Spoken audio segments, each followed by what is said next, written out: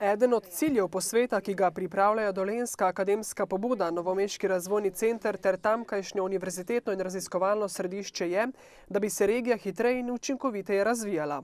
Letošnje posvetovanje bodo sestavljali 3 paneli. V vsakem panelu bomo povabili tudi predstavnike Karlovca. Prvi panel je namenjen gospodarstvu, drugi panel je namenjen upravnim enotam in županom, ta tretji panel pa predstavnikov visokošolskih zavodov iz naše regije. Drugi posvet se pravzaprav regionalna razvojna agencija vključuje zato, ker je potrebno, da se hitreje in odličneje in inovativno regija razvija.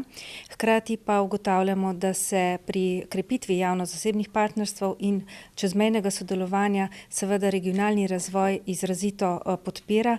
S posvetom, na katerem pričakujejo med 100 in 150 udeležencev, želijo povezati v eno izjemne gospodarske, raziskovalne, kulturne in izobraževalne potenciale regije. Končni cilj naša skrivna želja pa je, da se prej ali slej ugotovijo, da imamo mi resnične možnosti, da na tem področju zraste univerza, ki bo uspešna, vrhunska, kvalitetna. V dolenjskem prostoru v širši regiji je kar 11 zavodov že ustanovljenih. To je sicer dobra popotnica in dobra osnova za ustanovitev univerze.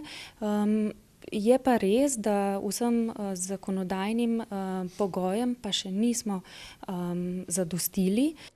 A vsi sogovorniki upajo in verjamejo, da je univerza v Novem mestu realnost, ki bo v nekaj letih postala resnična, tudi s pomočjo takih posvetov.